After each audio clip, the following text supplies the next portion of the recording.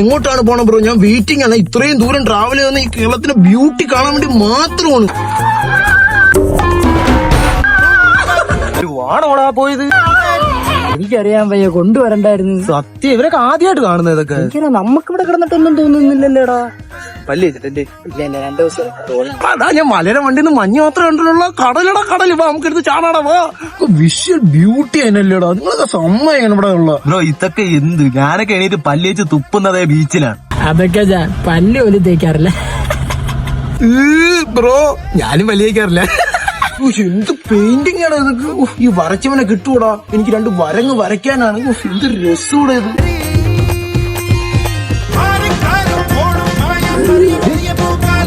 അടിക്കുമ്പോ കുറച്ച് അടിക്കാനുള്ള പറഞ്ഞിട്ടില്ല.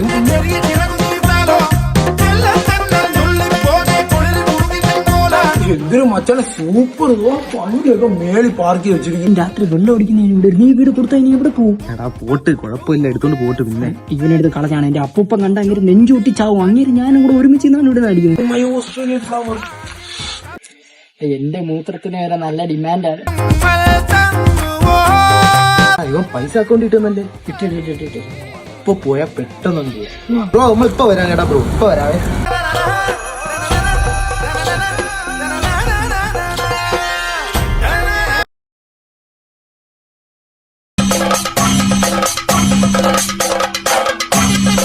ഒരു മാസം കൂടെ ഉള്ളു ഉത്സവം തുടങ്ങാൻ. നമ്മളെ ടീമിന്റെ ഒരു പേരിട്ടുണ്ട്, ഒറ്റ മൈൻഡ് മുതുക്കുണ്ണൻ. ഇത്തവണ ഞാൻ വിഷ്ണുവിനോട് പിരിവിന് പോകത്തില്ല. 5 പൈസ ചെലവാക്കില്ല. ഒരു വെള്ളം വാങ്ങിച്ചു തരാൻ പറഞ്ഞപ്പോ പൈപ്പിൽ നിന്ന് എടുത്ത് കുടിക്കുക.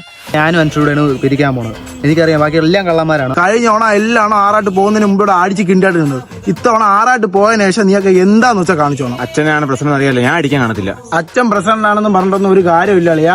നമ്മള് പിരിവിട്ടാണ് ആ ഉത്സവം നടത്തുന്നത്. നമ്മൾ ആർമാദിക്കും. അടിയിലാരിയൊക്കെ അവിടെ നിൽക്കട്ടെ. ഇത്തവണെങ്കിൽ ആനയുടെ ചമയം സൂപ്പർ ആയിരിക്കണം. കഴിഞ്ഞോണം വൻ മോശമായിരുന്നു. 4 കാലിലാണ് പോയത്. അതും പൂക്കട എടുക്കാൻ പോയിട്ട് കറുത്ത കുട എടുത്തോണ്ട് വന്നു. ഷർട്ടിന് ഓർഡർ കൊടുക്കണ്ടേ? അതാ കഴിഞ്ഞോണത്തെ പോലെ ഓടക്കുഴലും കഥകളൊക്കെ തന്നെ ഇവിടെ. എനിക്ക് ഒരേപോലത്തെ കഴിഞ്ഞോണം ഇവിടെ അടി ഉണ്ടാക്കിയ ഓർമ്മയുണ്ടല്ലോ. എനിക്ക് അവസാനം എല്ലാവരും കൂടെ നിന്ന് കൊള്ളേണ്ടി വന്നു.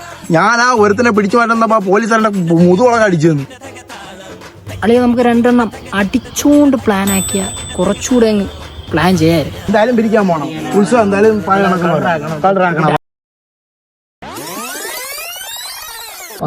മിനിറ്റ് ഇവിടെ എന്തിനു കിടന്ന് ആലോചിക്കുമ്പോ തന്നെ ഒരു ടച്ചിങ് എടുത്ത് കഴിച്ച്.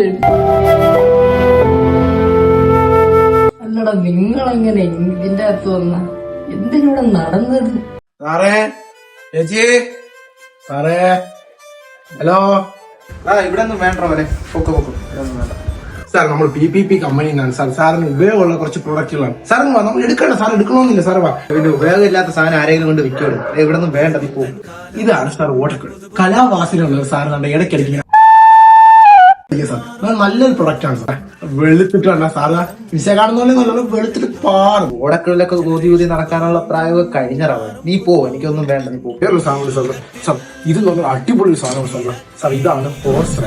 അതിന്റെ പ്രത്യേകത അറിയാത്ത പോലെ നിൽക്കും സാർ. സാർ ഒന്ന് കഴിച്ചേക്കി സാർ. അതല്ല, ഞാൻ ജസ്റ്റ് കഴിച്ചേക്കാം.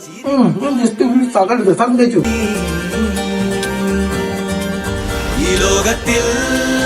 എന്താണ്